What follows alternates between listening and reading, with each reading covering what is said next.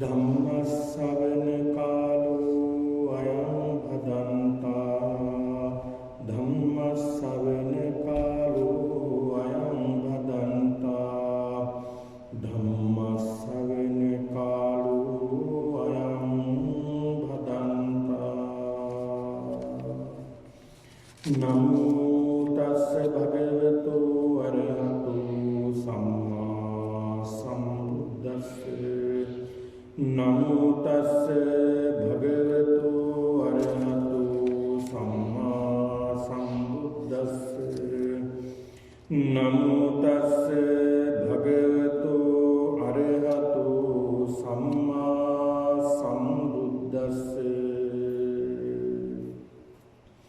අහං හි භෝකංසප එවං වාදී එවං දිට්ඨි ඉතිපි නත්ති පරෝලෝකෝ නත්ති සත්තා ඕපපාතිකා නත්ති සුකට දුක්ඛතානං කම්මානං පලං විපාකෝති. ගෞරවනීය ලොකු ස්වාමීන් වහන්සේගෙන් අවසරයි වාසනාවන්ත සත්පුරුෂ පින්වතුනි, වස් කාල පරිච්ඡේදයේදී සිදු කරනු ලබන මේ උතුම් වූ පින්කම් මාලාවට අදත් සහ සම්බන්ධ වෙලා අද දිනේදී මේ ධර්ම ශ්‍රවණය කරමින් බොහෝ කුසල අත්පත් කරගන්නවා සිදු කරගන්නවා කියන මේ උතුම් චේතනාවෙන් යුක්තව මේ ලෝකුඩා සියලු දෙනාම මේ උතුම් වූ පින්කමට සහ සම්බන්ධ වෙලා සිටින්නේ.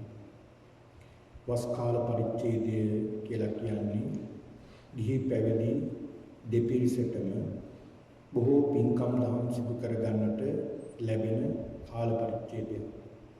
ඒක නිසා මේ කාල පරිච්ඡේදයේදී අපේ මේ පින්නතුන් පුරු වෙලා තිබෙනවා මේ වස්තුන් මාසය තුලදීම විහාරස්ථානයේ ආරම්භ කරගෙන විවිධ පින්කම් වල නිරත වෙන්නට ඒ තුලින් තමන්ගේ ආධ්‍යාත්මික දියුණුව දා කරගන්නට කටයුතු කරනවා. ඉතින් ඒක නිසා පින්නතුනි ඒක වාසනාවන්ත කාල පරිච්ඡේදයක් තමයි මේ වස් කාල පරිච්ඡේදය කියලා කියන්නේ.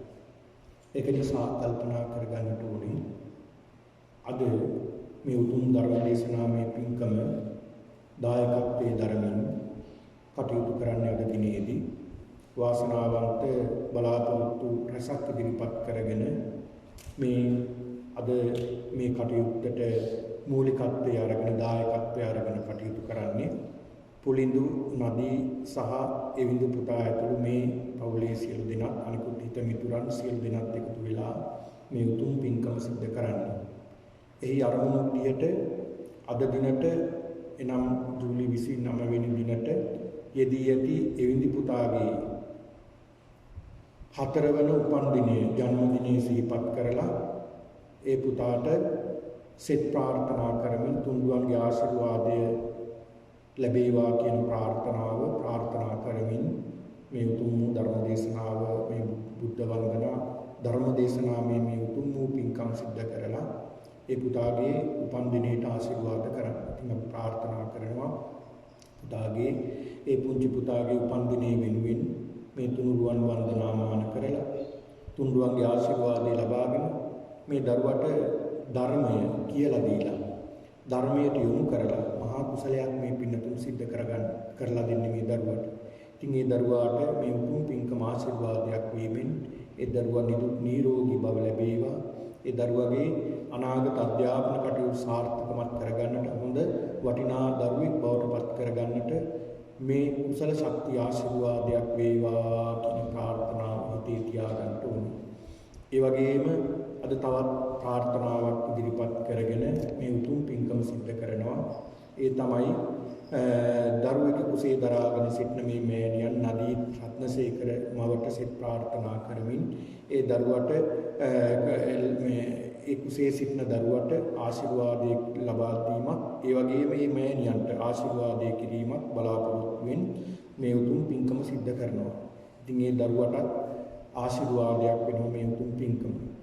ඒ පින්කම ආශිර්වාදයක් වීමෙන් ඒ කුසේ වැඩෙන දරුවටත් ඒ දරුවා දරාගෙන සිටින මෑණියන්ට මේ උතුම් පින්කම ආශිර්වාදයක් වේවා. උතුම් වටිනා දරුපතක් බවට පත් වේවා. ඒ දරුවටත් මෑණියන්ටත් නිදුක් නිරෝගී භව ලැබේවා කියන ප්‍රාර්ථනාවත් හිතේ තියාගෙන ධර්ම ශ්‍රවණය කරන්න.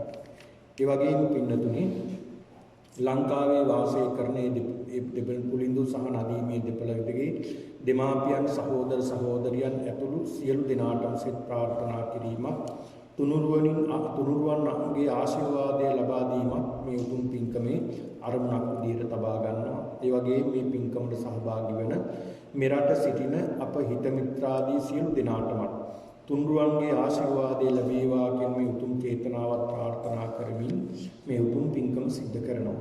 ඉතින් ඒක නිසා ඒ සියලු දෙනාටත් ඒ ලංකාවේ ජීවත් වෙන දෙමාපියන් ඥාතීන් සහෝදර සහෝදරියන් ඒ වගේම මේ ස්ථානයේ පැමිණලා සිට මේ අයගේ මේ හිත මිතුරන් සියලු දෙනාටම මේ උතුම් පින්කම ආශිර්වාදයක්ම වේවා කියන ප්‍රාර්ථනාවෙන් ධර්මයේ ශ්‍රවණය කරා. හොඳයි පින්නතුනි බුදුරජාණන් වහන්සේ පෙන්වලා දෙනවා මේ ධර්මයේ තියෙන වටිනාකම. මංගල සූත්‍රයේ පෙන්වලා දෙනවා කාලේන ධම්ම ශ්‍රවණ. නිසි කලට ධර්මයේ ශ්‍රවණය කිරීම උතුම් මංගල කාරණාවක්. පින්නතුනි මේ ලෝකේ බැබලෙන කාල තියෙනවා. ඒ වගේම මේ ලෝකේ නොබැබලෙන කාල තියෙනවා. ඒ කියන්නේ මේ ලෝකේ සත්පුරුෂයෝ නැති කාලයක් තියෙනවා. ඒ වගේම සත්පුරුෂයෝ පහළ වෙන කාලයක් තියෙනවා. දැන් මේ අපි ජීවත් වෙන්නේ ධර්මයේ බැබලෙන කාලයක. ඒ වගේම සත්පුරුෂයෝ ජීවත් වෙන කාලයක. හැබැයි ඉතින් හැමෝම සත්පුරුෂයෝ නෙවෙයි. බොහොම අතලොස්සක් තමයි සත්පුරුෂයෝ ඉන්නේ. ඉතින් ඒක නිසා පින්නතුනි අපි කල්පනා කරගන්නට ඕනේ මේ කාල පරිච්ඡේදයේ තියෙන වටිනාකම. බුදුරජාණන් වහන්සේ පෙන්නලා දෙනවා අපේ ක්ෂණ සම්පත්තිය. මේ ක්ෂණ සම්පත්තිය අහිමි වෙන කාලයක් එනවා. ඒ සූත්‍රයේ පෙන්නලා දෙන්නේ අක්කන කියන සූත්‍රය. මේ සූත්‍රයේ පින්නතුනි පෙන්නලා දෙනවා බුදුරජාණන් වහන්සේ පෙන්නලා දෙනවා අපිට මේ ධර්මයේ මගහැරෙන කාලය පරිච්ඡේදෙනවා. බුදුරජාණන් වහන්සේ පෙන්ලා දෙනවා යම් කිසි කෙනෙක් යම් කිසි කුසලයක් නිසා මනුස්ස භවයක් ලබනවා. නැත්නම් මිනිස්සෙක් ලබනවා. දැන් අපි දන්නවා මේ පින්නතුන් දන්නවනේ මිනිසෙක් කියලා උපත ලැබීම මොන තරම් දුර්ලභ කාරණාවක්ද කියලා. ඒක උපමාව දේශනා කරන්නේ කන කැස් බෑවේ කියසිරින් අහස බලනවා වගේ. මේ අපිට හිතා ගන්න බැරි උපමාවක්. අපිට හිතෙනවා මෙහෙමත් වෙන්න පුළුවන් කියලා. වෙන්න පුළුවන්. ධර්මයේ දිහා බලනකොට අනිත් සත්‍යෝගය සංසන්දනය කරලා බලනකොට. හැබැයි එහෙම මනුෂ්‍ය සම්පත්තියක් ලැබෙන කාලෙනවා. හැබැයි ඒ කාලෙට බුදුවරු ලෝකේ නැහැ. බුදුවරු ලෝකේ නැහැ. ධර්මයේ ඇහෙන්නේ නැහැ ඒක නිසා. මොකද වෙන්නේ? ඒ පුද්ගලයා මිත්‍යා දෘෂ්ටික වෙනවා. මිත්‍යා දෘෂ්ටික වෙනවා මරණයටපත් වෙලා මොකද වෙන්නේ? නැවත සතර අපායයි. සතර අපායේ කල්ප ගාන දුක් විඳලා මොනවා හරි කරගත්තා වූ යම් කිසි කුසල කර්මයක් මත වෙලා නැවත මනුෂ්‍ය භවයක් ලබනවා. මනුෂ්‍ය භවයක් ලබනකොට බුදු කෙනෙකුට පහළ වෙලා ධර්මයක් තියෙනවා. හැබැයි මිත්‍යා දෘෂ්ටිකයි. මොකද වෙන්නේ? ආයෙත් අර සම්තයසීම තමයි. අර මිත්‍යා දෘෂ්ටික අදහස් හිතේ තියාගෙන මරණාසන්න මොහොත දක්වා මේව වෙනස් කරගන්න බැරුව මරණයටපත් වෙනවා. මොකද වෙන්නේ ඊට පස්සේ? ආයෙ කල්පනා අපායේ දුක් විඳිනවා. මොනවා හරි කුසලයක් මතුවලා අකුසලයේ යටපත් වුණ කාලෙක කුසලයක් මතුවලා නැවත වාසනාවට මනුස්ස භවයකට එනවා. එනකොට ඒ උපත ලැබෙනකොට බුදු කෙනෙකුත් වැඩ ඉන්නවා. ධර්මයක් ඇහෙනවා. සංඝයාත් වැඩ ඉන්නවා. හැබැයි ක්ෂණ සම්පත්තියක් නැහැ. ඒකට පිනක් නැහැ හිතෙමු වෙන්නේ. නැවතත් අදහන. දැන් බලන්න අපි මොනතරම් දුර්ලභ කාලයකද ඉඳලා ඉන්නේ කියලා. මනුස්ස භවයකට ලබලා. ඊළඟ මේ ඇස කන නාසය දිව ශරීරය කියන ඉන්ද්‍රියන් ඊටාම හොඳට පිළිටලා. දැන් මේ කනක් හොඳ මේ අපිට හොඳට ඇහුම් නැත්නම් ධර්මයේ ශ්‍රවණය කරන්න පුළුවන්. බෑ. බලන්න අපි අංග සම්පූර්ණ මනුස්ස භවයක් ලබලා තියෙනවා. මේක යම් කිසි කුසල කර්මයක් හිතෙනවා නේද? තව කෙනෙකුට ඇහෙන්නේ නැති වෙන්නයි ඉන්ද්‍රියන් අඩපණ වෙලා ඉපදින්නයි තව කෙනෙකුට ඉන්ද්‍රියන් හොඳට වර්ධනය වෙලා උපදින්නයි මොකක් හරි මෙතන දෙයක් තියෙනවා කියලා අපිට හිතෙනවා. ඒක තමයි කුසලයේ සහ කුසලයේ. බලන්න බුදු කෙනෙක් පහළ වෙලා උන්වහන්සේ පිරිනිවන් පෑවත් ඒ ධර්මය අපිට ඉතිරි වෙලා සංඝ රත්නයේ වැඩ ඉන්නවා. අද බලන්න මේ ධර්මයේ හැමතැනින්ම ඇහෙනවා. අපිට මේ ධර්මයේ බැගුරුන කාලය. දැන් මේ වගේ රටක බලන්න මේ වගේ ධර්මයේ ඇහෙන්න අහන්න ශ්‍රවණය කරන්න අපිට අවස්ථාව ලැබිලා තියෙනවා. ඒක නිසා ඔබ සැබවින්ම භාග්‍යවන්තයි. ඒ නිසා මේ ලැබුණු මනුස්ස භවයේ කොහොම හරි අපි දිනු කරගෙන අපි මෙතනින් පහළට නෙමෙයි මෙතනින් ඉහළට යන්න අපි උත්සාහ කරනවා කියන මේ අනිෂ්ඨානෙ තියාගන්න. හරියට බුදුහාමුදුරු පෙන්නලා දෙනවා උදාහරණයක්. හරියට අපිට ඒක ආසාව තියෙනවා. කැමැත්ත තියෙනවා. බුදුහාමුදුරු පෙන්නලා දෙන ලස්සන උපමාවක්. හරියට එක රාජ්‍යයක් තියෙනවා පින්නතුනි. ඒ රාජ්‍යයේ රාජකුමාරයෙක් ඉන්නවා. මේ රාජකුමාරයාට ලැබෙන්න නියමිතයි අහවල් දවසේ රජකම ලැබෙනවා. අභිෂේක කරනවා. කිරුළු පළඳනවා කියලා දැන් මුළු රටේම ප්‍රචාරයක් යනවා. අනබෙර ගහනවා. ඒ රාජ්‍යයෙන් අනිත් රාජකුමාරයන්ට ඊළඟට අල්ලපු රාජ්‍යවලින් අනිත් රාජකුමාරයන්ට මොන වගේ හැඟීමක් එයිද? අර අනිත් රාජකුමාරයන්ට එනවා නේ මම කවද්ද රැඳ වෙන්නේ? මම කවද්ද කිරුළු පළඳන්නේ?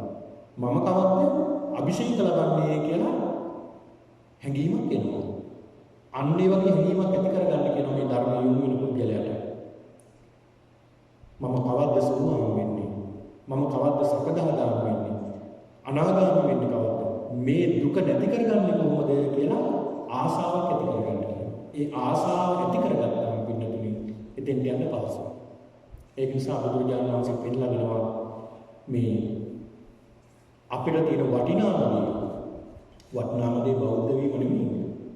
වටිනාම දේ තමයි මිත්‍යා දෘෂ්ටියෙන් බැහැර වීම. පින්නතුනි අතිශය භයානකයි මිත්‍යා දෘෂ්ටිය. අපි මිත්‍යා දෘෂ්ටික අදහසක් යම්සේ දරාගෙන ඉන්නවා නම් ඒ පුද්ගලයා ඒක ගලව ගන්නත් බැරි නම් ඒ මිත්‍යා දෘෂ්ටික අදහස ඒ පුද්ගලයා හොඳ උපමාවක් කියන්නම් ඒකට. බුදුරජාණන් වහන්සේ පෙන්නලා දෙනවා මහණෙනි යම් කිසි පුද්ගලයෙක් ආනන්තරිය පාප කර්මයක් සිද්ධ කරනවා. දැන් ආනන්තරිය පාප කර්ම පහක් තියෙනවා. ඒවයින් බේරෙන්න බෑ. ඒ තමයි මව මැරීම, පියා මැරීම, රහතුන් මැරීම, සංඝ බේදේ බුදුන්ගේ ලීසලවීම. මේ කියන මහා බරපතල පාප කර්ම පහ ආනන්තරිය පාප කර්ම. මේකෙන් එකක් හෝ සිද්ධ කරගත්තොත් ඒ පුද්ගලයා ආයි දෙකක් නැහැ. ඒකාන්ත වශයෙන් නිරේ උපදින්නේ. නිරේ දෙඩි දුක් විඳිනවා. කොච්චර කාලයක්ද? කල්පයක් නිරේ දුක් විඳිනවා. කල්පයක් නිරේ දුක් විඳින්න සිද්ධ වෙනවා මේ අකුසලිය නිසා. ඒ කල්පය කියන්නේ එසේ මෙසේ කාලයක් නෙමෙයි. මේකට උදාහරණ ගොඩක් බුදුරජාණන් වහන්සේ පෙන්නලා දීලා තියෙනවා. යොදුනක් දිග, යොදුනක් පළල, යොදුනක් උස විශාල පර්වතයක් තියෙනවා. මේ පර්වතයේ ඊටාම සිනිඳු සලුවකින් පිරිමදිනවා එකපාරක්. ආය අවුරුසියක් ගියාට පස්සේ තමයි සල්ුවන් නැවතර පර්වතේ පිරිමදින්නේ. පර්වතය ගෙවිලා මහ පොළොවට සමතලා වෙන්න කවදාද? ඒත් තව කල්ප ඉවර නෑ. බලන්න මොන තරම් කාල පරිච්ඡේදයක්. අපායේ දෙඩි දුක් විඳින්න සිද්ධ වෙනවා මේ ආනන්තරිය පාප කර්ම සිද්ධ කරගෙන. මේ බුදුරජාණන් වහන්සේ මෙල්ලා දෙන කාල පරිච්ඡේදයක්. කල්පයක් ඒකාන්ත වශයෙන් මේ පුද්ගලයා දුක් විඳිනවාමයි. දැන් අජාසත් රජතුමා මේ අකුසල කර්ම සිද්ධ කරගත්තා. දේවදත්ත මහතුමෝ මේ අකුසල කර්ම සිද්ධ කරගත්තා. ඒ අය අපාය ගමනක් පිළිනවා. හැබැයි බුදුරජාණන් වහන්සේ පෙන්නලා දෙන මහණෙනි යම් කිසි කෙනෙක් නියත මිත්‍යා දෘෂ්ටියකින් යුක්ත වෙලා, ඒ කියන්නේ අම්මා කියලා කෙනෙක් නැහැ, තාත්තා කියලා කෙනෙක් නැහැ, කර්මඵල කියලා දෙයක් නැහැ, මෙලොවක් නැහැ, පරලොවක් නැහැ, උපපාදික සත්‍යය පහළ වෙනවා කියලා එකක් නැහැ, ධර්මය කියලා එකක් නැහැ.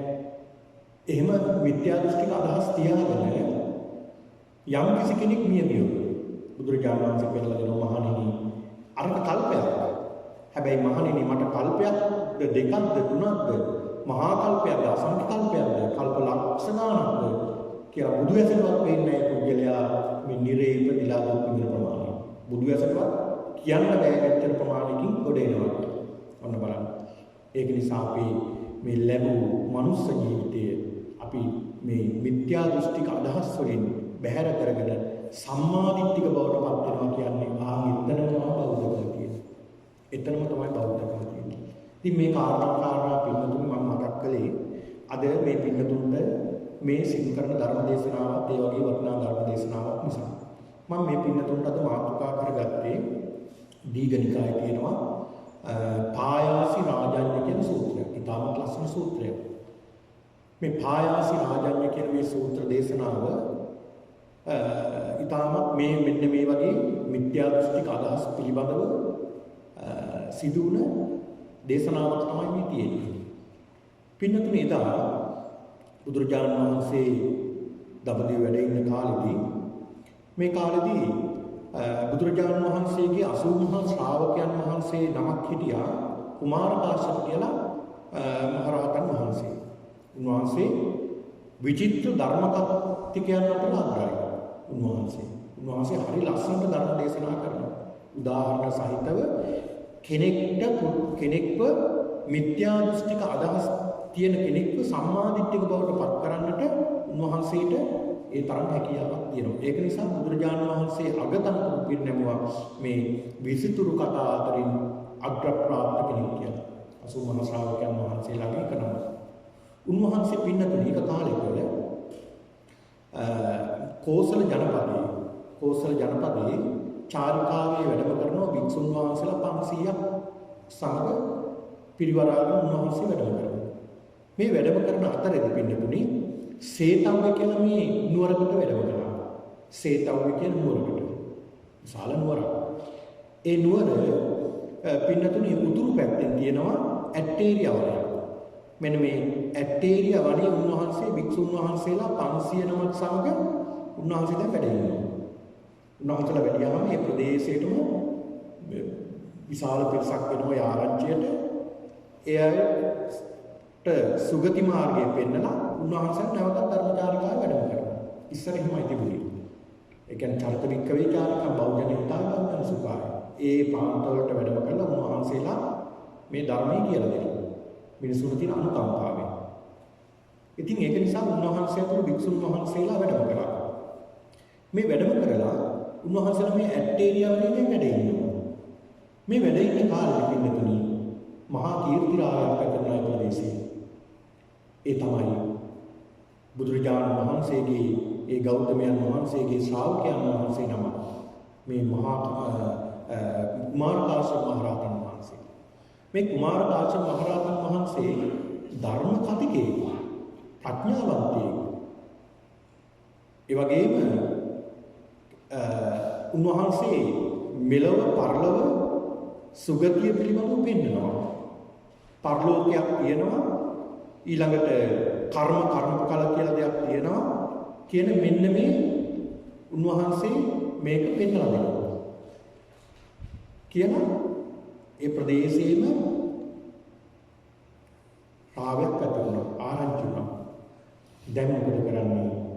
එදා ඒ ප්‍රදේශයේ ඉන්න මිනිස්සු බුදුරජාණන් කුමාරකාශ්‍යප මහ රහතන් වහන්සේ හොයාගෙන යනවා. දවසක් පින්නතුනේ ওই ප්‍රදේශයේ එක රජ කෙනෙක් හිටියා මේ කෝසල රාජ්‍යය. හැබැයි ඒ රාජ්‍යයන් දැන් බුදුරජාණන් වහන්සේ වැඩ ඉන්න කාලෙදී රාජ්‍යයන් 16ක් තිබුණා. ඒවට කියනවා 12 මහා ජනපද කියලා. ඒ ජනපද වලට ඒ රජුන් පත් කරලා තිබුණා. හැබැයි ඒ රජුන්ගේ පාලනයේ යටතේ ප්‍රාන්ත රජුන් හිටියා. ඒ වගේ රජ කෙනෙක් තමයි පායාස කියලා කියන්නේ. මේ කියන පායාස කියන මේ රජතුමා මෙන්න මේ කියන සේතව්‍යා කියන නුවරට මේ ප්‍රදේශයට අධිපති රජ කෙනෙක්. මේ කොසල් රජතුමා පත් කර කොසල් රජුගේ ප්‍රාන්ත රජ කෙනෙක් තමයි පායාස කියලා කියන්නේ. මේ පායාස රජතුමා දවසක් දවල් ආහාර අරගෙන නින්දට කියලා ගියා සඳුන් කලයට තිරිහන් ගබඩාවට ගියා. යනකොට සඳුන් කලින් පේනවා බොහෝ දෙනෙක් සැරසිලා යනවා පේනවා. සුදු වස්ත්‍ර ඇඳගෙන සැරසිලා යනවා පේනවා විශාල පිරිසක්.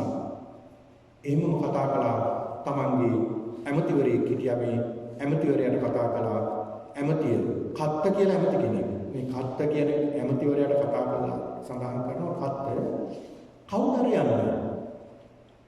මොකටද යන්නේ? පොඩ්ඩක් හොයලා බලන්න. ඊළඟ බැලුවා.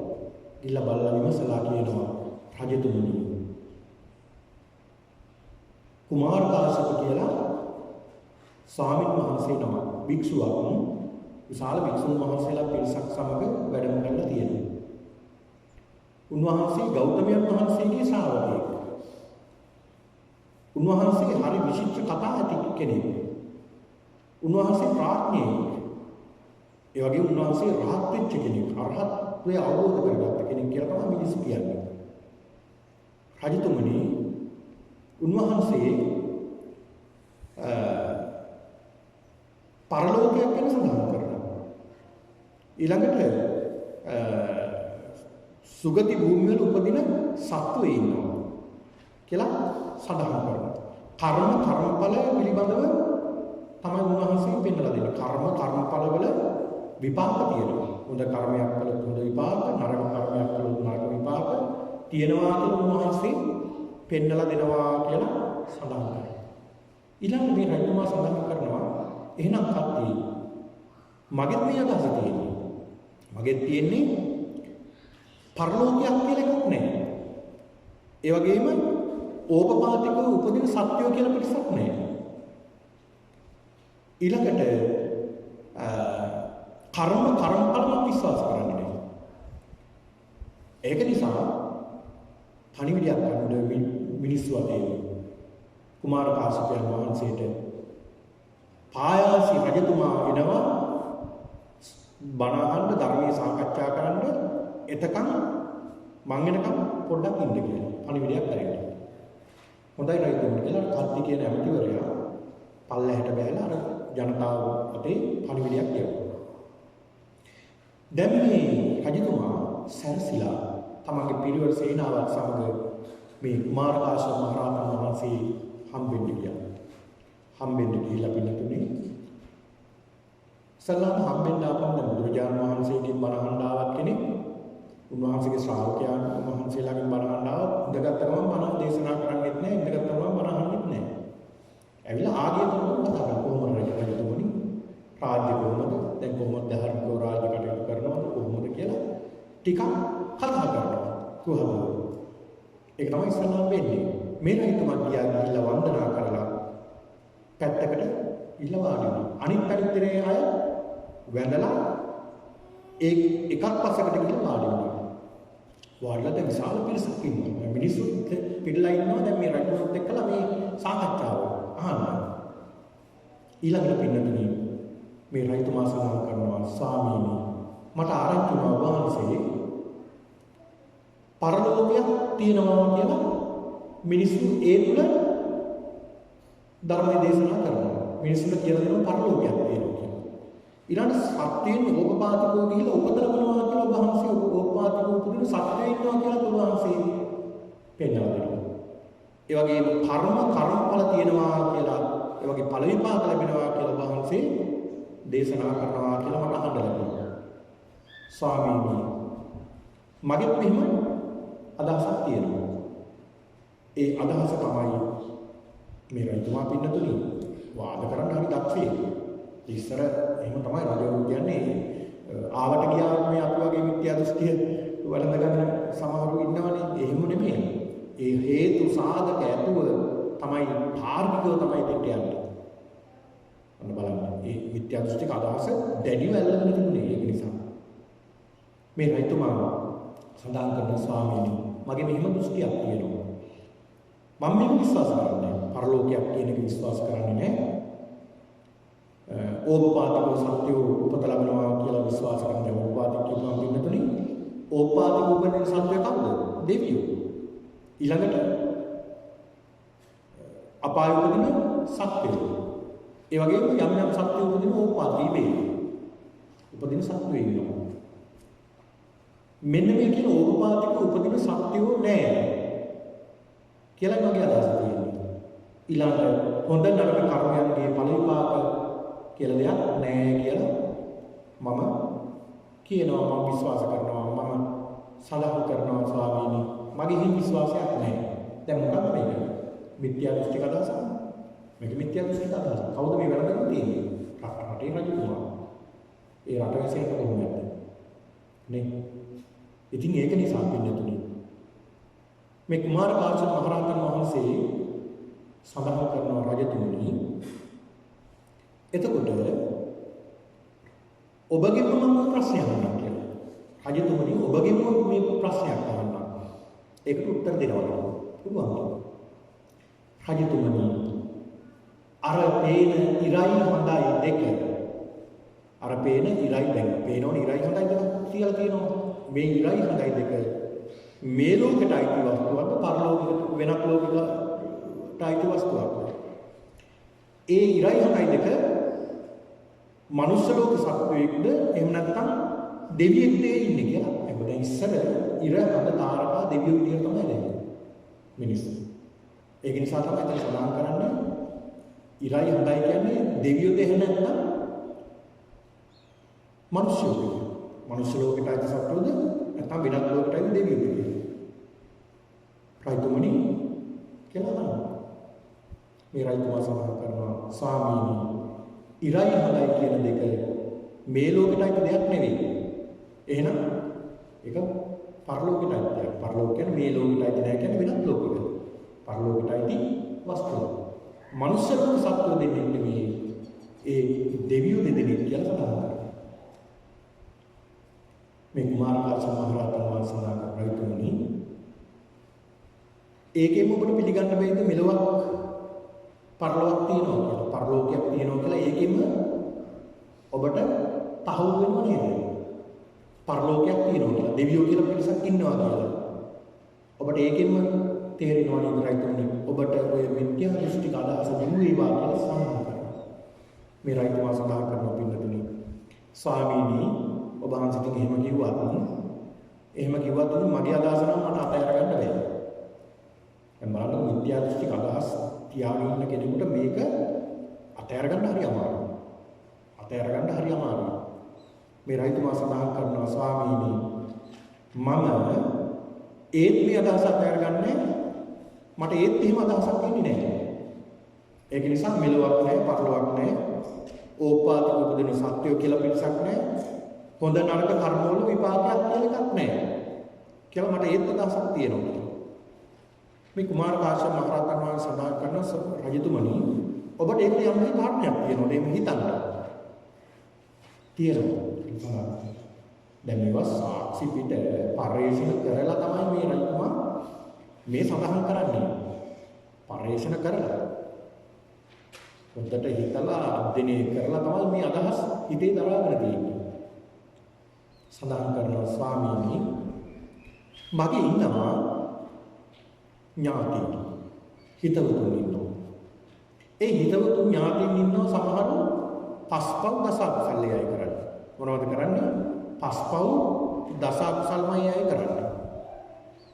එයයි මේ පස්පව් දසකුසල් කරන අය මුළු ජීවිත කාලෙම අය කරනවා. මේ පස්පව් දසකුසල්. ප්‍රාණඝාතය, සොරකම් කිරීම, කාමයේ වර්ධවා ඇසීම, බොරු කීම, පිසුනාවාච, පරුසාවාච, සම්පප්පලාප, මිච්ඡාජීව, අවිද්‍යාව, ව්‍යාපාද, දැඩි මිත්‍යා දෘෂ්ටි මේ කියන දස අකුසල. මේ දස අකුසලයෙන් යුක්තව කටයුතු කරනවා. කරන්නේම දස අකුසල. දැන් සමාජ සම්මතයක් තියෙනෝනේ දස අකුසල වලට ඒකාන්ත වශයෙන් නිරේම තමයි කියන්නේ. දස අකුසල කරන පුද්ගලයා ඒකාන්ත වශයෙන් දුගතියටම යනවා. මොකද එතන තියෙන රාගය, ලෝභය, ද්වේෂය, මෝහය මේ වගේ. ස්වාමීනි, ඒ අය මරණාසන්න මොහොතට එනවා. මරණාසන්න මොහොතටපත් වුණාට පස්සේ මම ගියා ඒ අය ගිහිලා කිව්වා මගේ ඥාතීනි, මිත්‍රේනි, ඔබ ඔබේ ජීවිත කාලෙම කලේ මේ පස්පව් සංසාර දස අකුසල්මයි වර්ධනය කළේ. ඒක නිසා ඔබ ඒකාන්ත වශයෙන් කොහොමද යන්නේ? අපායට. ඒකාන්ත වශයෙන් යන්නේ අපායට යන්නේ. ඔබ යම් කිසි හේතුවකින් මේ පස්පව් දස සංසිද්ධ කළ මරණින් මස්සේ ඔබ අපායට යනවා. අපායට ගියාම මෙන්න ඇඩ්‍රස් එක. මට ඇවිල්ලා දෙන්නවත් කරන්න. අපි ඉන්නේ දැන් අපායේ. අපි දැන් අපායට ගිහලා ඉපදලා දුක් විඳිනවා කියලා ඔබ මට දැනුවත් කරන්න. ඔබට දැනුවත් කරන්න බැරි නම් යාළුවෙක් අතේ හරි මේ කියවන්න. පණිවිඩය. දැන් හරිනේ ඒකට. යාළුවෙක් අතේ හරි පණිවිඩය වුණාම අන්න ස්වාමීන් වහන්සේ මම විශ්වාස කරනවා. ස්වාමීන් දැන් අවුරුදු ගානක් ගත වුණා. අද තව වෙනකම්වත් කිසි කෙනෙක්ගේ පණිවිඩයක් නැහැ.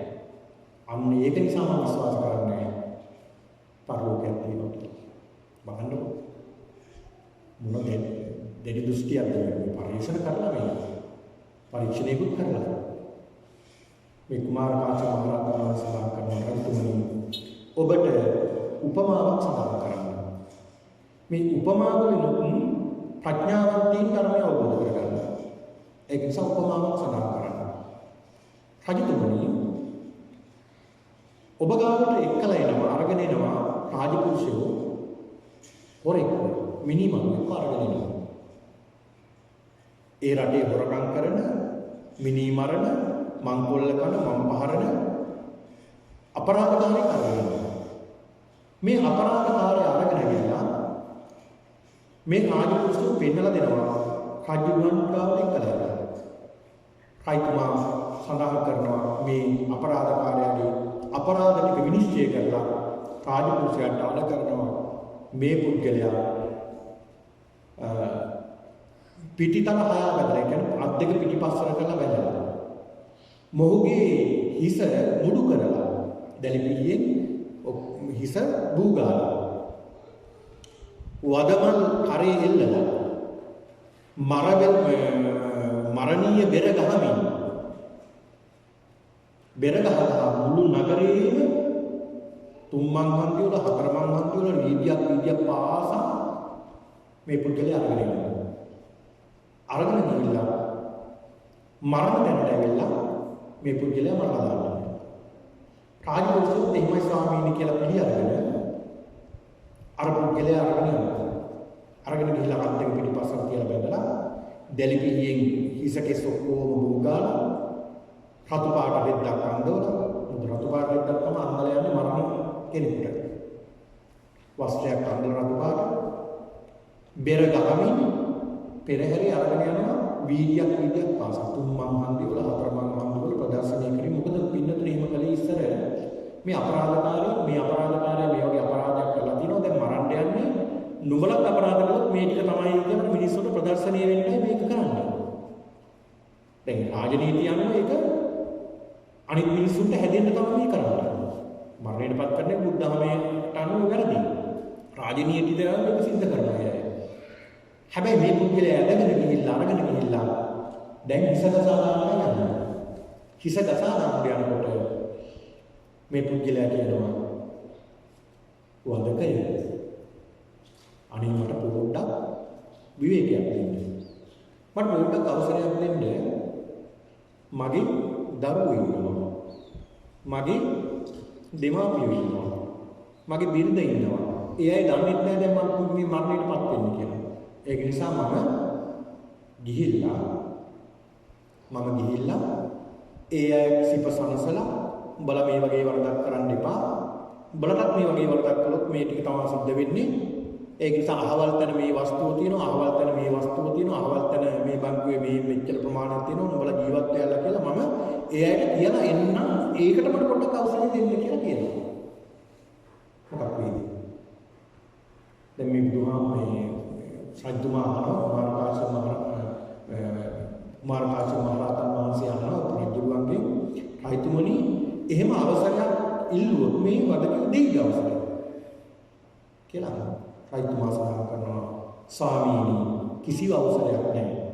එහෙම මේ පුද්ගලයා දැන් ඉස්සගසා දානවා කියලා වද දෙනවා කියලා සඳහන් කරනවා. අන්න රජතුමනි අපායට දැන් යන කෙනෙක් ආය අම්පල්ලන්ට කියලා එන්න පුළුවන්ද? මම මේක කියලා එන්නම්. පායාස රජුගෙන් බලාගෙන ඉන්නවා කියනකම් කී පණිවිඩය දෙනකම් ඒක නිසා අපි ගිහිල්ලා කියලා එන්නම් කියලා කිව්වට ආයෙත් තමයි මෙහි වරේ යන්න කියලා අපායට අරන් ගිහිල්ලා නොයෙක් වද දෙනවා. දැන් බාලපණ්ඩිත සූත්‍රවලදී ඔය විස්තර වෙනවා ඉස්සරහට මේ අපායේ මොන තරම් දුකක් තියෙනවද කියලා. දුක් දෙනවා. ඒක නිසා අපායට ගියොත් ආයි නිදහසක් නැහැ. ඒ නිසා සඳහන් කරනවා රජතුමනි මෙන්න මේ උපමාවෙන් තේරුම් ගන්න පරලෝකයක් තියෙනවා කියලා සඳහන්. රජතුමා සඳහන් කරන ස්වාමීනි ඒත් මගේ අදහස අයින් කරගන්න බෑ. හරි ඔබ වහන්සේ සඳහන් කළේ අපායට ගියොත් කියලානේ. එතෙන්ට ගියාම එන්න බැරි. ස්වාමීනි මගේ ඉන්න ඥාතිය. ඒ ඥාතිය දස කුසල කරනවා. දස කුසල වල පින්කම් සිද්ධ කරනවලු ජීවිත කාලෙම පින්කම් සිද්ධ කරගත්ත ඥාතිය. මේ ඥාතියින් යම් කිසි ආකාරයකින් මරණාසන්න මොහොතට එනවා. ස්වාමීනි මම එදා ගියා ගිහිල්ලා ඒ අයට කිව්වා ඔබ දැන් දස කුසල් වඩන්න. මුළු ජීවිත කාලෙම කුසල් තමයි වර්ධනය කරලා තියෙන්නේ. මුළු ජීවිත කාලෙම පින්කම් කරගෙන තියෙන්නේ. ඔබ මරණයෙන් පස්සේ ඒකාන්ත වශයෙන් සුගතියට යනවාමයි. මොකද මේ සමාජ සම්මතයක් තියෙනවා දස කුසල් වැඩුවොත් සුගතියට යනවා කියලා. ඒක නිසා ඔබ සුගතියට යනවා. බැරි වෙලාවක් ඔබ සුගතියට ගියොත් මෙන්න ඇඩ්‍රස් එක මට ඇවිල්ලා කියන්න. මට ඇවිල්ලා දැනුවත් කරන්න. ඊට පස්සේ මම විශ්වාස කරනවා කියලා සඳහන් කරනවා. දැන් අපිට උනත් ඒක සාමාන්‍ය හිතන ඇත්ත තමයි මෙහෙම කියලා. ඒ කිව්වොත් විශ්වාස කරන්න පුළුවන්. අපි දැකලා නැහැ. මෙන්න හිතන සඳහන් කරන ස්වාමීනි බොහෝ කල් ගත වුණා. අද තව වෙනකම් මට පරිවිඩයක් නැහැ. ඒ නිසා මම මේ අදහස නම් පරලෝකයක් තියෙනවා. ඕපාදික සත්‍යය ඉන්නවා. කර්මඵල කියලා දෙයක් තියෙනවා කියලා විශ්වාස කරන්නේ නැහැ කියලා සඳහන් කරනවා. මේ කුමාර කාශ්‍යප මහ රහතන් වහන්සේ සඳහන් කරනවා රජතුමනි මම ඔබට උපමාවක් කියන්නේ. මේ උපමාව වලින් ප්‍රඥාවන්තයින් අවබෝධ කරගන්නවා ධර්මය. රජතුමනි එක්තරා පුද්ගලයෙක් ගමනක් යනවා. මේ යන අතරමඟ විශාල අසුචි වලක් තියෙනවා. මේ අසුචි වලේ වලට වැටෙනවා. මේ අසුචි වලට වැටෙනවා. අසුචි වලට වැටලා මේ පුද්ගලයා ආහාරයෙන් අත ගන්නවා, මෙහෙන් අත ගන්නවා, බේරෙන්න ගොඩෙන්න බෑ. බේරෙන්න හදන වාරෙට ඒ පුද්ගලයාට වෙන්නෙම යනවා. දැන් මේ පුද්ගලයාගේ කරවටක් ඉල්ලන්නේ අසුචි වලේ. දැන් මේ පුද්ගලයා කෑ ගගා ඉන්නවා අමාරුයි. එතනින් යනවා රාජපුරුෂෝ ටික. යනකොට මේ පුද්ගලයා දකිනවා. මේ රයිතුමා ආන කරනවා. වහාම මේ පුද්ගලයාව ගොඩට ගන්නවා. අර රාජපුරුෂයෝ ගොඩ ගන්නවා. රයිතුමා ආන කරනවා. එහෙනම් මේ පුද්ගලයාව දැන් උණපතු වලින් අර ඔක්කොම ඇඟේ තැවිලා තියෙන අසුචි සියල්ලම සූරලා අයින් කරනවා. ඒ රාජපුරුෂෝ ඒක කරනවා. ඊළඟ රජුරෝ සඳහන් කරනවා දැන් වතුර උණු කරලා ඒ උණු වතුරෙන් නාවන්න. තුන් පාරක්. හොඳට නාවන්න. ඊළඟ සඳහන් කරනවා දැන් හිස රවුල් කපලා දාන්න. ඒ කියන්නේ හොඳට රවුල කපලා කොණ්ඩෙත් ගන්න කපලා සුවඳ සතුත් ගල්වන්න. සුවඳ සතුත් ගල්වන්න. සෙන් පවුඩර් ගාලා බොහොම ලස්සනට තියලා ඊළඟට හොඳ ලස්සන ඇඳුනුත් අඳින්න. ඇඳුනුත් අඳලා ඒ පුද්ගලයා හොඳ ලස්සන කුඩුවක වාඩි කරලා තියෙනවා. මේ කුමාර කාශ්‍යප මහ රහතන් වහන්සේ අහනවා රජුගෙන් රයිතෝනි අර පුද්ගලයා ආයෙත් ගිහිල්ලා වලට පණීද? පයින්නේ නැහැ. ඇයි ඒකේ ඉඳලා යාරයි. ඒක නිසා ඒකේ රහ ගන්නවා. ඒක නිසා පණින්නේ නැහැ. රයිතුමා සමහර ස්වාමීනි ඒ පුද්ගලයා ආයේ පැත්තවත් බලන්නේ නැහැ. ඒ පැත්තවත් බලන්නේ. රජතුමනි එහෙනම් හොඳට මතක තියාගන්න. සුගති භූමියකට ගිය කෙනෙක් දිව්‍ය භවයක් ලබා ගන්නවා ආයේ මනුස්ස භවයට එන්නේ නැහැ. මේ මිනිස්සුන්ගේ ගඳ පින්නතුන් දැනෙනවලු යොදුන් 100ක් උසට ඉහළට දැනෙනවා මිනිස්සුන්ගේ මේ දුස්සීලක මේ ගඳ. ඒක නිසා ඒද දැන් ඔය දෙවියෝ මායම් වෙනවා කියලා කියන්නේ දෙවිය කෙනෙක් ආවේශ වෙන්නේ ඒක අපිට විශ්වාස කරන්න බෑ. දෙවිය කෙනෙක් ආයේ ශරීරයට එන්නේ මේ කුණු ශරීරයකට එන්නේ නැහැ. දෙවි කෙනෙක් එන්නේ නැහැ. ඔය වෙන අමනුෂ්‍යක ආය තමයි නෝනන් එන්නේ. දෙවියන්ට යොදුන් 100ක් උසට මේ මිනිස්සුන්ගේ තියෙන ගඳ දැනෙනවා කියනවා. ඉතින් ඒක එන්නේ නැහැ. මේ රජතුමා සලකන ස්වාමීනි ඒත් මගේ මේ අදහස නම් අතහැර ගන්න බෑ. ඒත් මම විශ්වාස කරන්නේ ස්වාමීනි. මෙලොව පරලෝකයක් විශ්වාස කරන්නේ. ඕපාතික සත්‍ය පිළිගන්නේ නෑ මම. ඉන්නවා කියලා. ස්වාමීනි මම ඒකට තවත් උදාහරණයක් කියන්නම්. මගේ ඉන්නවා තවත් ඥාතීන්. ඒ ඥාතීන් දසකුසල් කරනවා. හැබැයි මේ සමාජ සම්මතයක් තියෙනවා. තවතිසා දිව්‍ය ලෝකෙට ගිහලා උපදින පින් කරගත්තා. කුසල් කරගත්තා. අර පිරිසත් අර විදියට දස කුසල් කරලා මරණාසන්න මොහොත වෙලා තියෙනවා. ඒ අයට මම කියනවා මැරෙන්න කලින් ගිහිල්ලා මරණින් පස්සේ උපදින තැනදී තවතිසාවට ගියොත් මට දැනුවත් කරන්න. ඊට පස්සේ මම පිළිගන්නවා. අද තාම මට දැනුවත් කළේ නෑ. මම ඒක නිසා විශ්වාස කරනවා. පින්නතුනි මේ කුමාර කාශ්‍යප මහ රහතන් වහන්සේ පෙන්ලා දෙනවා මේ තවතිසාව පිළිබඳව. රජතුමනි තවතිසාව කියන්නේ තවතිසාව කියන්නේ අධික සැප සම්පත් තියෙන තැන. ඒ විතරක් නෙවෙයි අධික ආයුෂ තියෙනවා. ඔය සඳහන් වෙනවා තවතිසාවේ ආයුෂ කොච්චරද කියනවා නම් මිනිස් වර්ෂ 100ක්. ඒ කියන්නේ අපේ මේ පෘථුවියේ වර්ෂ 100ක් ඉහම එහෙ එක දවසක්. ඒ වගේ දවස් 30ක් මාසයක්. ඒ වගේ මාස 12ක් වර්ෂයක්. ඒ බඳු වර්ෂ 1000ක් තවතිසාවේ ආයුෂ. ඉතින් තවතිසාව ගියාට මොකද වෙන්නේ? එහෙ ගිහිල්ලා අර ලැබෙන සැප සම්පත් විඳින්න ඉන්නවා අපි හෙට දිහාට ගිහිල්ලා කියමු කියලා බල ඉන්නකොට හෙට එනකොට මෙරිලා මෙරික් කරන බසක් කරලා. ඔන්න බලන්න. ඒ තරම් සැප සම්පත්. ඉතින් ඒක නිසා ඉන්න ලැබෙන්නේ කියලා සඳහන් කරනවා. ඊළඟ මේ රජතුමා සඳහන් කරනවා ස්වාමීනි ඒ කිව්වත් මට මේ අදහස පිළිගන්නන්න බෑ. ස්වාමීනි මම ඒකට තවත් කාරණාවක් තියෙනවා. ඒ තමයි ස්වාමීනි දැන් ඔබ වහන්සේලා සඳහන් කරන්නේ පින්කම් කරගත්තා අය, කුසල් වඩපු අය, සිල්වතුන් සිල් රැක්කහම ඒ අය ඒකාන්ත වශයෙන් සුගතියට යනවා. අපි තුන් දිව්‍ය ලෝකයට යනවා කියලා. ඒ දිව්‍ය ලෝක යන සත්වයෝ එතන මීට වැඩිය අනන්ත අප්‍රමාණ සැප සම්පත්. මේ මනුස්ස ලෝකයේ අවුරුදු 60ක් 70ක් ජීවත් වෙලා දුක් විඳ ඉන්නවට වැඩිය එතන අවුරුදු කල්ප ගාන දිව්‍ය ලෝකයේ ආශය. ඉතින් ස්වාමීනි ඇයි ඒ අය සිල්වතුන් ගුණවතුන් සිල් රැකලා ඇයි අය සියදී හානි කර නික්මනේ දෙට යන්නේ නැත්තේ? ඇත්තනේ. ඇයි මේ දුක කරාගෙන ඉන්නේ? ඒකත් ඇත්ත බලන්න. අපිට හිතනවා නිකන් මොකක් මේ ඇත්තට වෙන්නේ නැත්තේ කියලා. මේ කුමාර කාශ්‍යප මහ රහතන් වහන්සේ සඳහන් කරනවා රජතුමනි. ඒකට මම උපමාවක් කියන්නම්. රජතුමනි එක්තරා මානවකයෙක් ඉන්නවා. ඒ පුද්ගලයා බිරින්දෑව දෙන්නෙක් කසා කරනවා. ඒ බිරින්දෑව දෙන්නම කසා කරන එක බිරින්දකට අවුරුදු 10ක 12ක විතර දරුවෙක් පිරිමි දරුවෙක්. අනිත් බිරිඳ දරුවෙක් ලැබෙන්න ඉන්න මොහොතේ මරණයටපත් වෙනවා. ඒ කියන්නේ බිරිඳ නෙමෙයි ස්වාමියා මරණයටපත් වෙනවා. දැන් අර පුංචි කුමාරයා නැත්තම් අර අවුරුදු 10ක 12ක පමණ පිරිමි දරුවා අර තමන්ගේ පුංචි අම්මලාට කියලා කියනවා පුංචි අම්මා තාත්තගේ දේපල සියල්ලම මටයි අයිති. ඒ ටික මට දෙන්න ඕනේ කියලා කියනවා. අර සුමව කියනවා පුතේ මේ කුසේ වැඩෙන්නේ මේ සහෝදරයෙක් සහෝදරියක්. ඒක නිසා මේ කුසේ වැඩන දරුවා පිරිමි දරුවෙක් නම් අර ඒ අයිති ධනෙන් භාගයක් එයාට අයිති වෙනවා.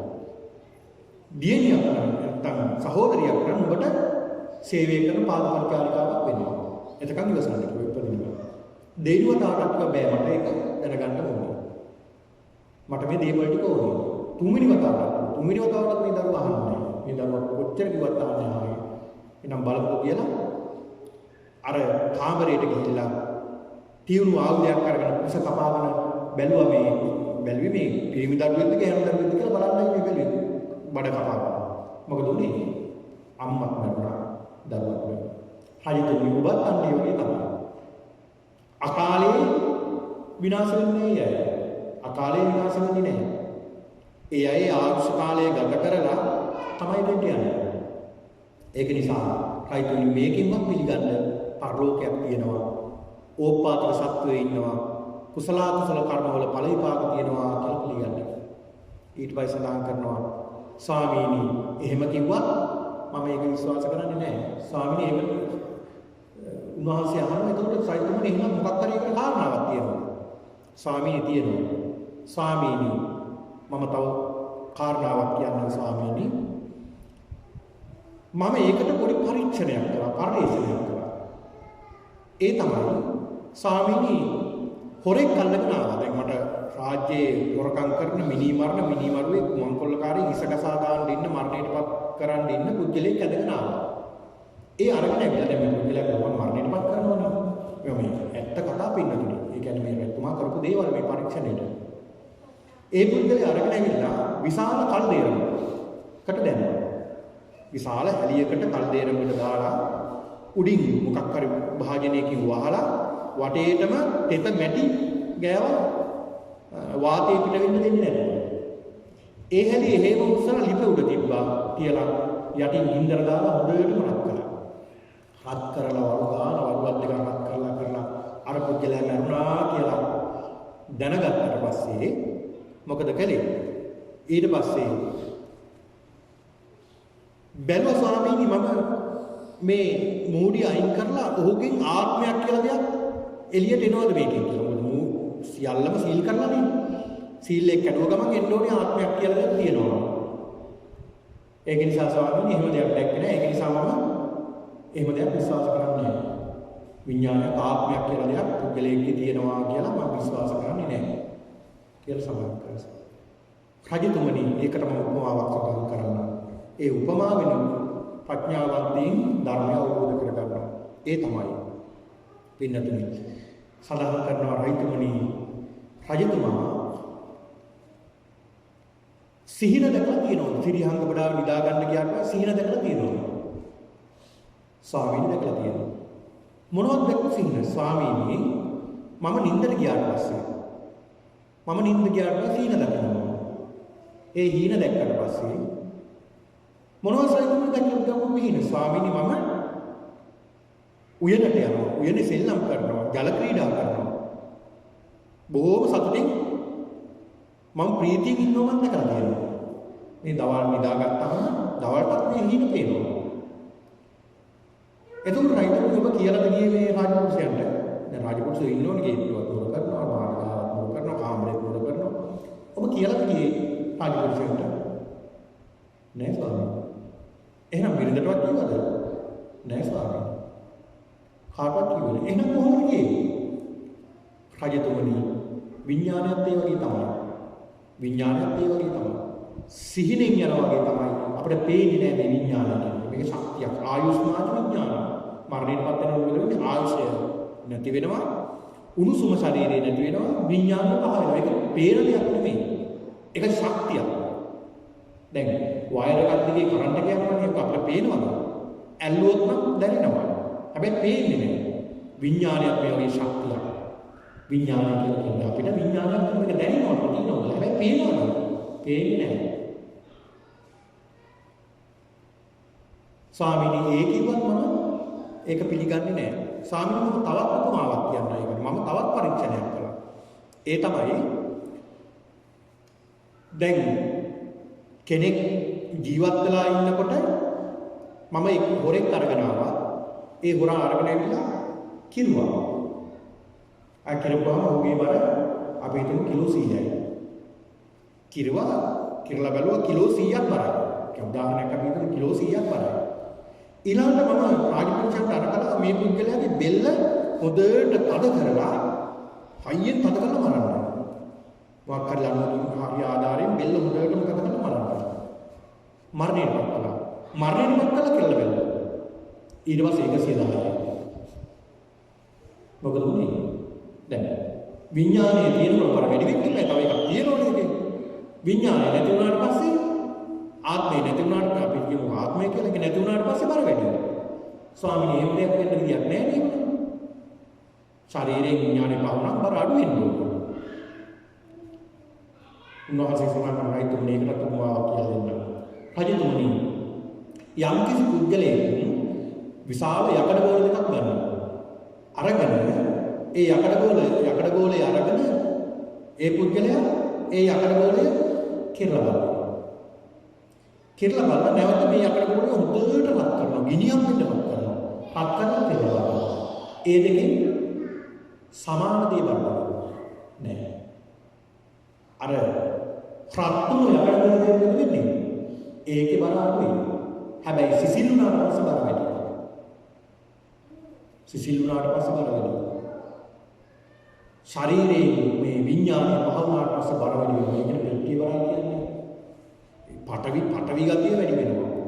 ඒකයි සිද්ධ වෙන්නේ. ඒක නිසා රයිතුමනි සත්‍යයේ කුජලයක ඉන්නවා විඥානයක් කියලා එකක් තියෙනවා කියලා පිළිගන්න කියලා සඳහන් කරනවා. නෑ ස්වාමීනි මම මේ පිළිගන්නේ නැහැ. ඒකට තවත් උදාහරණයක් මම සඳහන් කරන්නම්.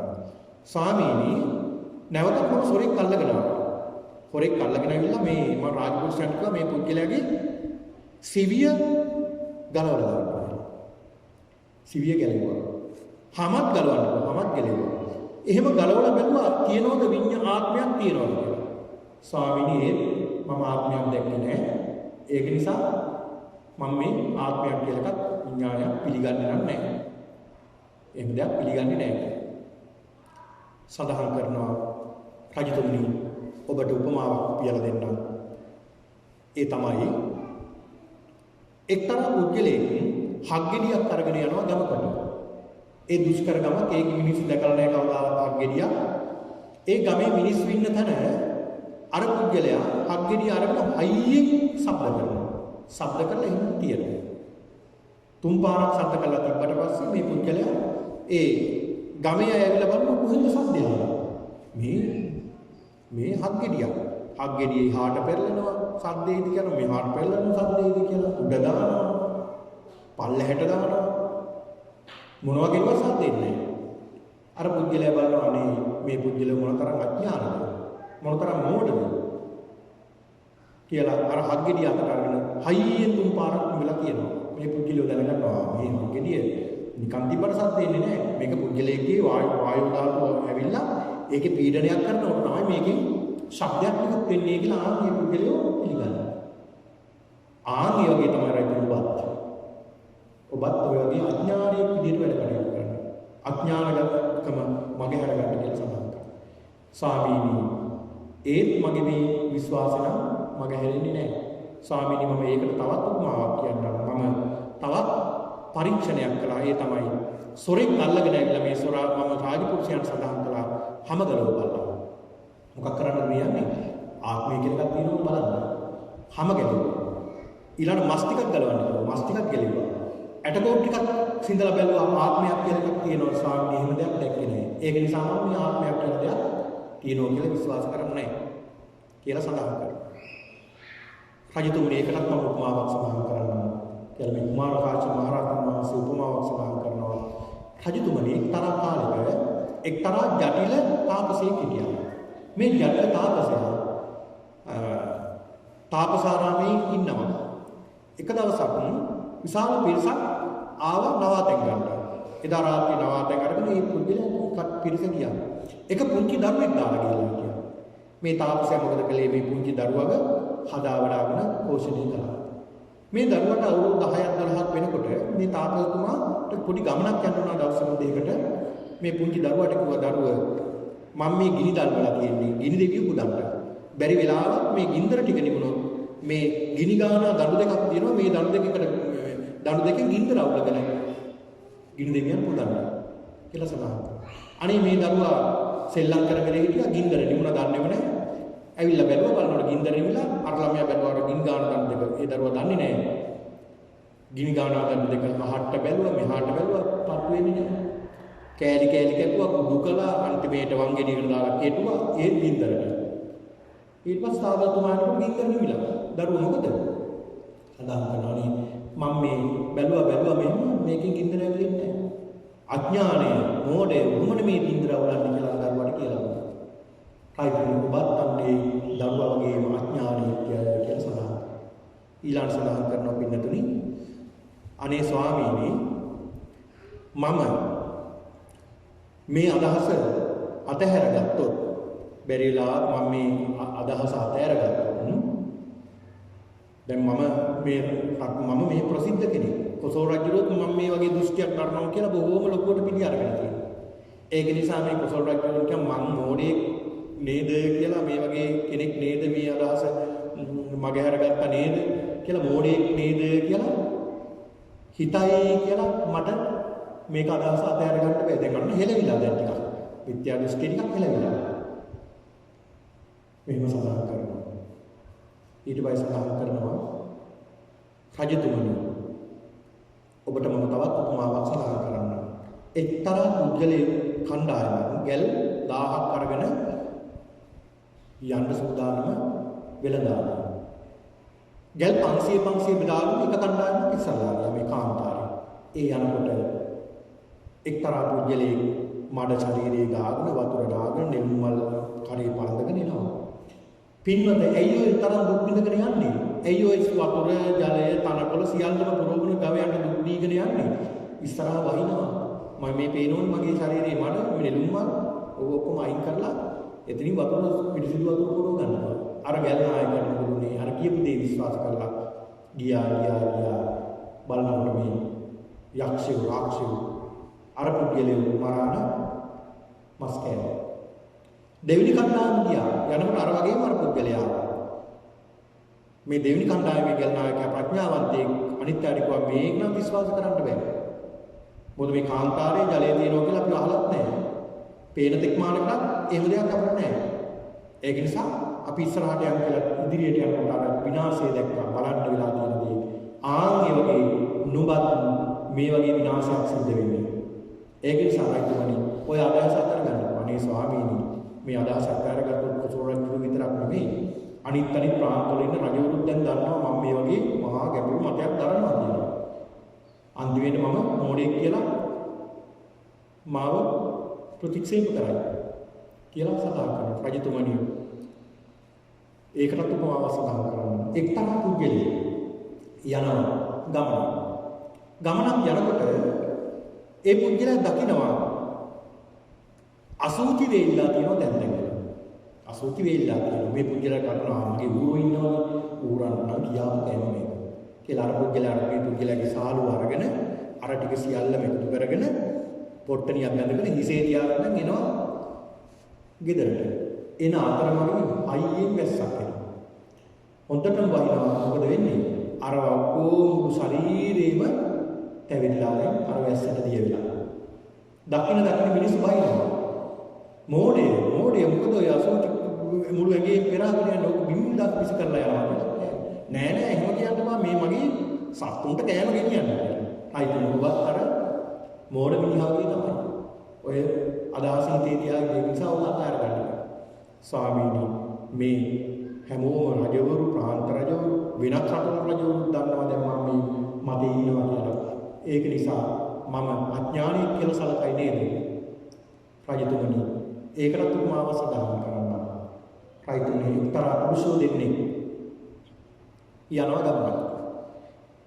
යනකොට මේ පුද්ගලයන්ට හම්බ වෙනව පින්නතුනේ හන. දැන් ඉන්දියාවේ හන කියලා තියෙනවා ඒ වගේ තමයි ඇඳුම් නිෂ්පාදනය කරන හන වල. ඒ දෙන්නම හන මිටි දෙකක් බැඳගෙන කරේ තියාගෙන එනවා. එනකොට මගදී දකින්නවා හන නූල් තියෙනවා. අර යාළුවාට කියනවා යාළුවෝ ඔක අතෑරෙන්න. අතෑරලා අපි හන නූල් ටික ගමු කියලා. අර පුද්ගලයා කියනවා නෑ මට මේ හන මිටියම හොඳයි. අර පුද්ගලයා මොකද කරන්නේ? අර අතෑරලා හන මිටිය හන නූල් ටික බැඳ ගන්නවා. අර පුද්ගලයා හන ටිකම ඔළුව තියාගෙන යනවා. තව ටිකක් දුර එනකොට හන වලින් හදපු ඇඳුම් තියෙනවා. අර පුද්ගලයා සමහර ඕක අතෑරලා මේ හන වලින් හදපු ඇඳුම් ටික ගන්නවා. හන ගෙනියන්නේ ඇඳුම් හදන්නනේ. ඒ ඇඳුම් ටික හදලා තියෙන ටික ගන්නවා. නෑ මට මේක හොඳයි කියලා. ඒ දිගට යනකොට ඊට පස්සේ හම්බ වෙනවා කපු අට වඩා වටිනාකමින් යුක්තයි. අර පුද්ගලයා කපු ටික ගන්නවා අර ටික අතහැරලා අර පුද්ගලයා හන ටිකම විදියාගෙන. ඊළඟට කපු නූල් හම්බ වෙනවා, කපු රෙදි හම්බ වෙනවා. ඊළඟට යකඩ හම්බ වෙනවා, ඊළඟට රිදී හම්බ වෙනවා, ඊළඟට රත්තරන් හම්බ වෙනවා. අර පුද්ගලයා මොකද කරන්නේ? ඒවා අර තියෙන දේවල් අතහැරලා වටිනා දේ ගන්නවා. අර පුද්ගලයා හන ටික උඩ තියාගෙන. ඒ ඇවිල්ලා ගමට එනකොට ඒ පුද්ගලයාගේ රත්තරන් වෙනවා පුද්ගලයාගේ භාර්යාව ඥාතීන් ප්‍රශංසා කරනවා. හරිම හොඳයි කියලා. අර පුද්ගලයා මොකක් වේද? බයිනෝ දොස් කියන තමස මොන වගේ මූලයේද බලනවා. ඔච්චර දේවල් මම වෙලා ඒක අරගාගෙන හනමිටිය කරේ තියාගෙන ඒ නිසා හනමිටි ටික හනමිටිය අදහස් අතහැරගන්න. සඳහන් කරනවා. මේ රයිතුමා පුදුම ප්‍රසාදයටපත් වෙනවා. ස්වාමීනි ඔබ වහන්සේගේ පළවෙනි උපමාවෙන්ම මම ඔබ වහන්සේගේ ධර්මයේ තේරුම් ගත්තා. ස්වාමීනි මට මේ මිත්‍යා දෘෂ්ටික අදහස් මේ තරම් කාලයක් මම දරාගෙන හිටියා. මට අද මේ මිත්‍යා දෘෂ්ටික අදහස් සියල්ල ගැලවිලා ගියා. ස්වාමීනි ඔබ වහන්සේගේ ශ්‍රාවකයෙක් කරගන්න. ඔබ වහන්සේගේ ශ්‍රාවකයෙක් කරගන්න ස්වාමීනි කියලා සදා කරනවා. ශ්‍රාවකයෙක් බවට පත් වුණා. ඔන්න බලන්න. ඒක නිසා මෙන්න මේ කියන හනමිටි අදහස් අපි තියාගෙන හිටියෝ. මිත්‍යා දෘෂ්ටික අදහස් තියාගෙන හිටියොත් අපි සසරෙම තමයි. ආයෙ ගැලවෙන්නත් නැහැ. අපි මේ උත්සාහ කරන්න ඕනේ මොකටද? මේ මිත්‍යා දෘෂ්ටික අදහස් වලින් ගැලවිලා සම්මා දිට්ඨික බවට පත් වෙලා අපි කොහොම හරි මේ සසරින් ගැලවෙනවා කියන මේ චේතනාව. ඒක නිසා පින්නතුනේ මේ සමාජයේ ධර්මයේ බැබෙන්න කාලයක් මේක. ඒ වගේම ධර්මයට විරුද්ධ වෙන කාලෙකුත් තියෙනවා. මේ කාලේ ධර්මයේ විකෘති කරන කාලෙකුත් තියෙනවා. ඒක නිසා අපි හොඳට ප්‍රඥාවන්ත වෙන්න ඕනේ. හොඳට ප්‍රඥාවන්ත වෙලා ධර්මයෙන් අධර්මයෙන් ධර්මයේ වෙන් කරගන්න ලක්ෂ වෙන්න ඕනේ.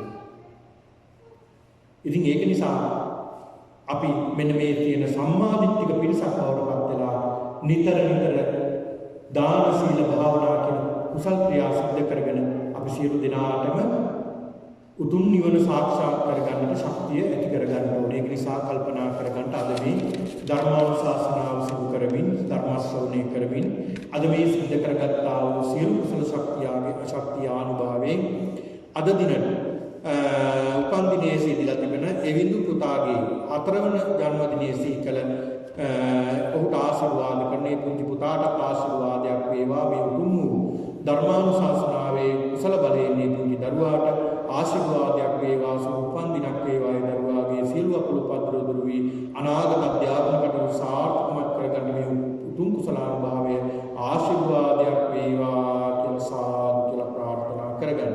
ඒ වගේම දරුවෙක් කුසේ දරාගෙන ආශිර්වාදය ලබා ගන්නේ නදී රත්නසේකර මේ මවටත් ආශිර්වාද කරන ඒ කුසේ ඉන්න දරුවටත් ඒ මවටත් නිදුක් නිරෝගී බව ලැබේවා. හොඳ වටිනා දරුවපතක් බවට පත් වෙන්නට මේ මවටත් ආශිර්වාදයක් වේවා. ඒ දරුවටත් ආශිර්වාදයක් වේවා කියලා සාදු කියලා ප්‍රාර්ථනා කරමු. ඒ වගේම ලංකාවේ වාසය කරන අයගේ දෙමාපියන් සහෝදර සහෝදරයන් ඇතුළු සියලු දෙනාටත් ආශිර්වාදයක් වේවා. මේ පින්කමට සම්බන්ධ වුණ මේ සියලු දෙනාටත් ආශිර්වාදයක් වේවා. තුන්දුවන්ගේ ආශිර්වාදය ලැබේවා. දෙවියන්ගේ රැකවරණය ලැබේවා. කරන කියන සියලු කටයුතු සාර්ථක වේවා. යන්නේන ගමන බිමන සාර්ථක වේවා. සතුම් පැතුම් සාර්ථක වේවා. උතුම් අමා මහ නිවනින් සැනසීමට මේ උතුම් පින්කම හේතු වාසනාම වේවා.